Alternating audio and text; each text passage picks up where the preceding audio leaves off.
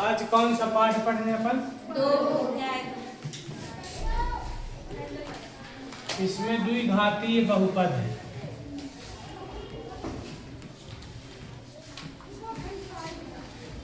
ठीक है, द्विघाती बहुपद। द्विघाती बहुपद इस प्रकार से होता है, ax की घात 2 धन bx धन c। ये द्विघाती बहुपद का मानक रूप है। मानक रूप को अंग्रेजी में कहते हैं स्टैंडर्ड फॉर्म। ठीक है, इसमें आपको क्या क्या समझना है वो देख लीजिए। पहले तो हम बात करेंगे इस पाठ के जो ऑब्जेक्टिव है, ठीक है, और फिर इसके बाद जो 4 नंबर का या 2 नंबर का जो प्रश्न आते हैं उस पर चर्चा करेंगे। तो इसमें जो 2.1 प्रश्नावली में है उसमें पूछता शून्यकों की संख्या।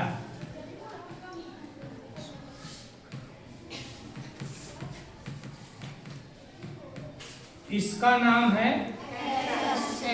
एक्स अक्ष, इसका नाम है वाई। इसके 3 नाम होते हैं वैसे।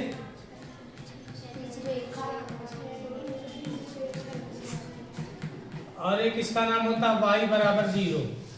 3 नामों से इसको जानते हैं, जैसे आपके भी हो सकता है 1 से ज्यादा नाम होंगे, है ना।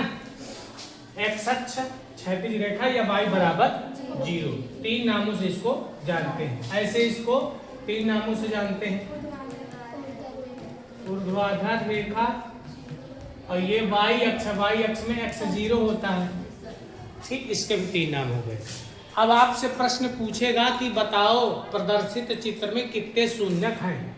तो शून्यक के लिए हमको देखना है कि जो भी ग्राफ बना हुआ है वो x अक्ष को कितने बार काटता है। ठीक है, किसको काटता है?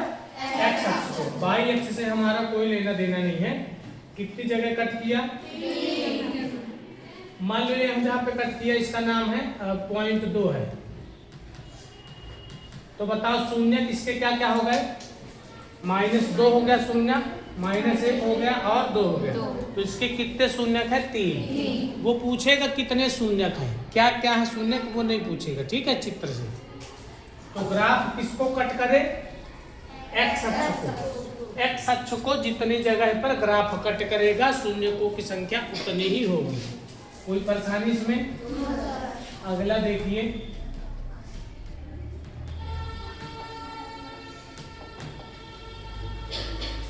इसमें पूछेगा कितने शून्यक हैं? 1 2 3 4 5 शून्य। मान लो अगला ग्राफ है, इसमें ऐसे ग्राफ बना है। तो एक्स अक्ष को क्या कहीं पे ग्राफ कट किया है? नहीं। यहाँ एक्स अक्ष में कहीं पे भी ग्राफ कट नहीं किया। तो शून्य कितने हैं इसमें? है ही नहीं, मतलब शून्य। अगला ग्राफ, इसमें कितने शून्यक हैं?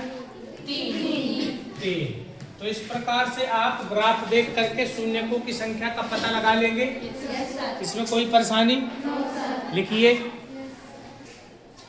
चलो तो अब आगे देखते हैं। अब आगे इसमें 2 सूत्र आपको याद करने पड़ेंगे। ठीक है, कितने सूत्र? 2। नंबर 1 है शून्यकों का योगफल और दूसरा शून्यकों का गुणनफल। द्विघात बहुपद के 2 शून्यक होते हैं। द्विघात बहुपद में कितने शून्यक होते हैं?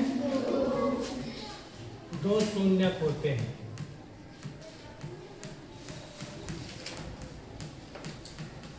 एक का नाम होता है अल्फा और एक का नाम बीटा। तो इसमें 2 सूत्र हैं, अल्फा धन बीटा बराबर ऋण बी बटे ए, और दूसरा अल्फा इंटू बीटा बराबर सी बटे ए। इसको कहते हैं शून्यकों का योग। शून्यकों का योग 1 नंबर के ऑब्जेक्टिव में आता है। ये क्या होता है? शून्यकों का योग -b बटे ए। और ये शून्यकों का गुणा क्या होता है? c बटे। और इसमें एक सूत्र होता है द्विघाती बहुपद का, किसी को याद है? द्विघाती बहुपद का सूत्र होता है एक्स स्क्वायर माइनस, यहाँ पे योग होता है शून्यकों का,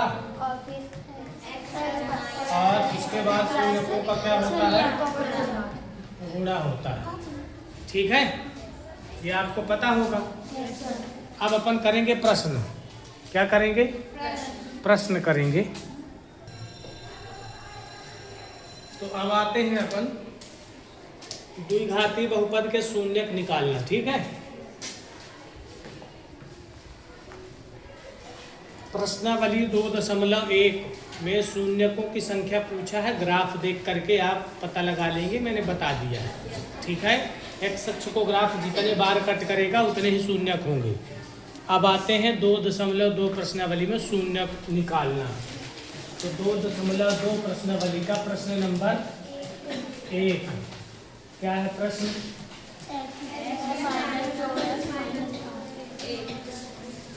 x square minus 8।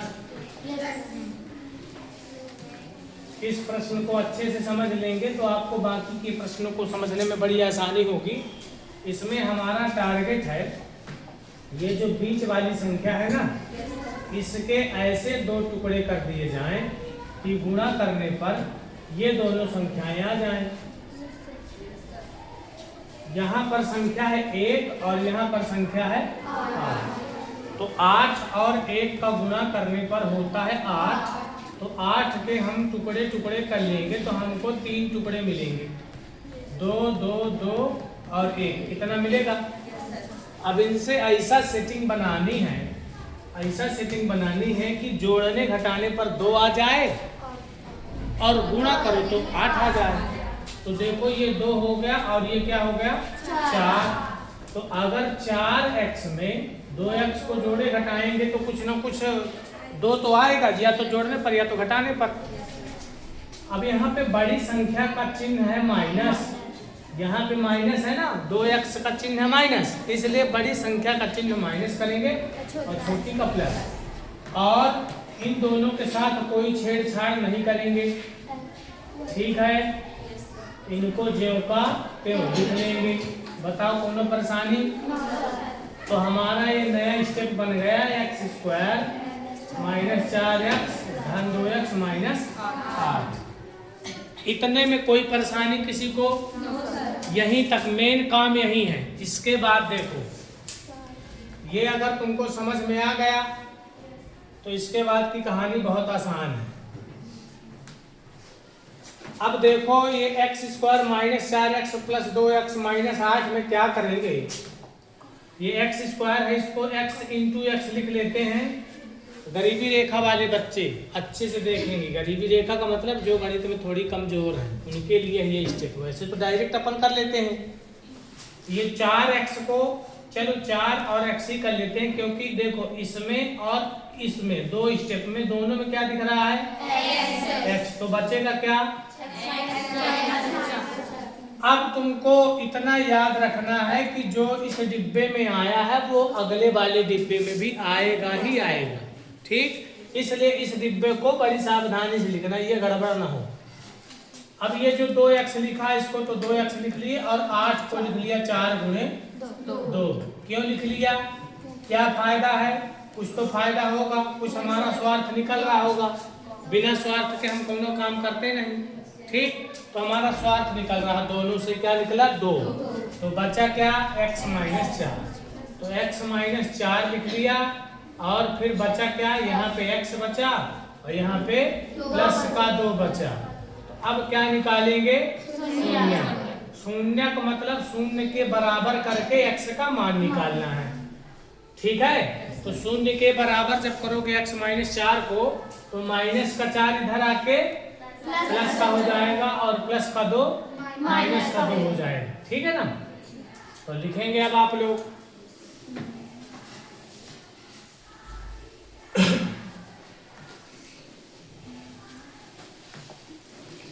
x minus 4 को शून्य के बराबर किया, माइनस का 4 इधर आके प्लस का हो गया, और प्लस का 2 इधर आके माइनस का 2 हो गया। तो 2 शून्य आ गए, कौन कौन से आ गए? 4 और माइनस 2 लिखें।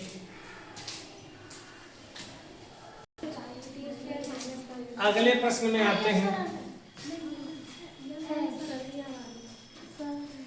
अगला प्रश्न जो है ये वाला बताते हैं। तीसरा और छठवां में एक देख लेते हैं। तीसरा क्वेश्चन देखिए,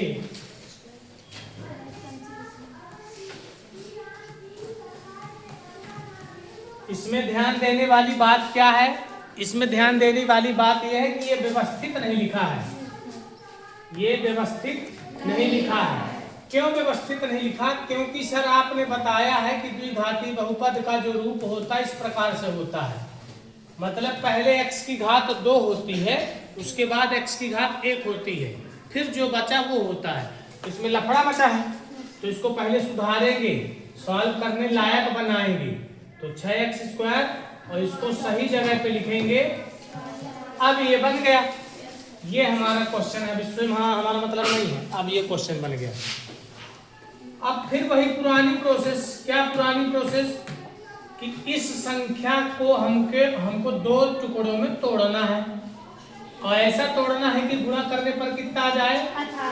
6 और 3 का गुणा। 6 और 3 का गुणा करने पर आएगा 18। 18 के टुकड़े टुकड़े कर लोगे? कर लोगे। तो इन दोनों से बनेगा 9 और इन दोनों से बनेगा 2। तो 9 में 2 घटाओ, बन जाएगा 7। तो यहाँ हमने लिख लिया 9 और यहाँ पे लिख लिया 2। इसमें कोई चेंज नहीं होना है और इसमें भी कोई चेंज नहीं होना है। अब आप लोग ये बताइए कि 9 का चिन्ह धन का होगा कि ऋण का होगा? क्या होगा? क्योंकि यहाँ पे ऋण है इसलिए 9 का चिन्ह भी ऋण का होगा और ये प्लस। इसमें किसी को दर्द? अब इसको फिर से ऐसा टुकड़ा करेंगे कि कॉमन आ जाए। 6 को लिख सकते हैं 3 गुणे 2 और x² को x। 9 को लिख सकते हैं 3 गुणे 3। इनके टुकड़े होंगे नहीं क्योंकि पहले से इनके टुकड़े हैं। अब बताओ भाई, इनमें दोनों में क्या है? 3 है और x है। तो 3 और x को नोच लिया तो क्या बचेगा? 2x minus 3। इसमें से कुछ भी कॉमन नहीं है तो क्या लिख सकते हैं? 1। कुछ भी कॉमन नहीं है तो क्या लिख लो? 1। अब क्या बचा? दोनों डिब्बे सेम है तो बात बन गई। दोनों डिब्बों को एक बार लिख लिया कॉमन करके। यहाँ क्या बचा? 3x और क्या बचा? +1। अब क्या निकाल लेंगे? शून्य। ठीक है ना, शून्य के बराबर करके अब शून्य को निकाल सकते हैं। आप निकालिए।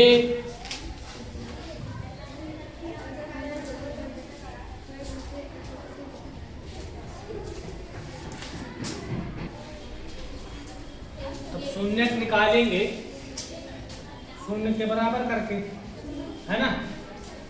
2x - 3 को शून्य के बराबर करेंगे, माइनस का 3 इधर आके प्लस का 3 हो जाएगा।